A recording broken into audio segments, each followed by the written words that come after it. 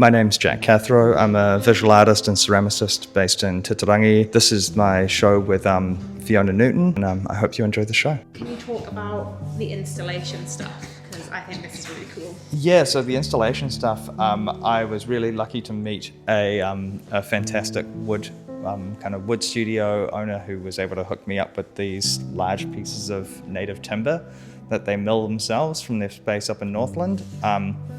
And yeah, as soon as I saw them, I thought this would just be a great way of presenting the work. And we got lucky with the bricks, that they just look amazing. And yeah.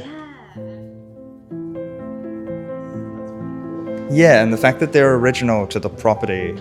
And as soon as Gray mentioned that to me, I was like, we should definitely do that. It adds this extra element to it. And in my work, I love texture. And so to have that kind of added element of texture just in there from the space itself is really amazing.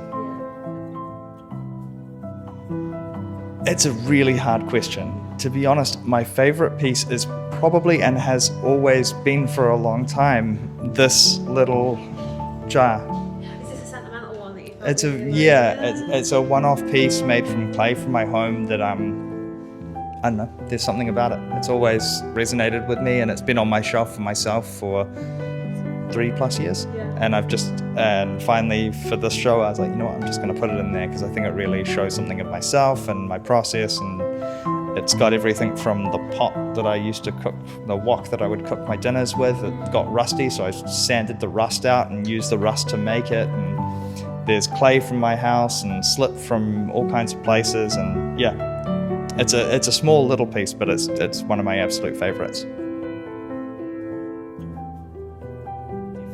A big part of where the show initially came from was I wanted to kind of look at my old work retrospectively, and beyond that I also wanted to look at I think when it comes to pottery, I've seen a lot of things where there's a really predominant focus on fire and firing and the heat process of clay making, and I kind of wanted to also look at it in the context of water, which is I think an element in pottery that largely gets overlooked, and yet it's probably one of the more crucial ones to actually making clay itself, to the making process.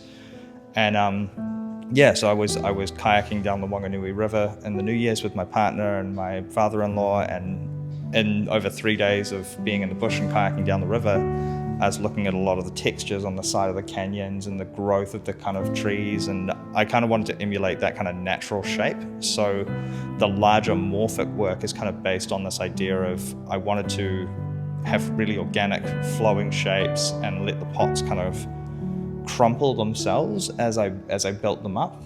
And so kind of pivoting that weight around, and then ironically talking about fire, using the firings as a tool in the process beyond just vitrifying the clay. I wanted to fire the pots multiple times to breaking point, because one thing I would see on the river was that these stone formations had these big beautiful cracks and these organic kind of fractures in them.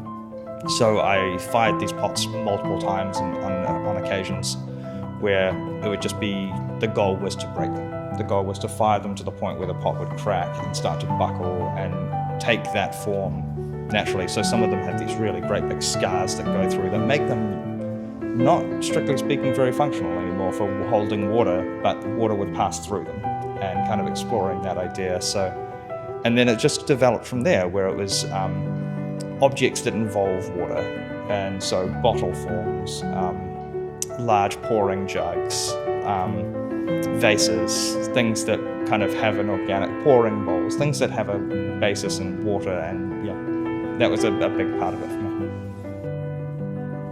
Being my first time ever setting up my own work, and in the past when I've done shows I haven't had that extra layer of freedom. It's been something where the curator has said, like, bring your work in, we set it up. So that way, and I think there's benefit to that, because it takes someone who might be a little bit too close to it out of it. But at the same time, today was the first time I had that opportunity to set things up the way that I wanted to. And I think, just like anything, when you have a lot of freedom, sometimes that can be daunting. You're like, oh my gosh, what am I gonna do? Where do I put this? But having the time to just sit and let it settle, move things around, play around with the space and see what visually works. And I think it's turned out fantastic. And what does this show mean to you? It's a big question. I think for me, it's, I don't know, I'm not, I try to avoid big epiphany statements of things that are really broad and kind of overarching, and they become largely pointless and are often not true.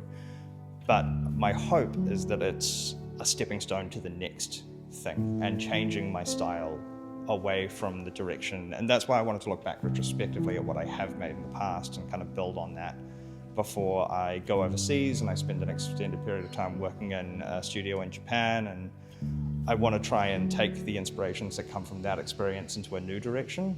And I don't know where that will be. I don't know what that will be at all at this point, but I think that's part of the fun. So I think for me, I hope it's a stepping stone to that next journey, which who knows what it is at this point, but yeah.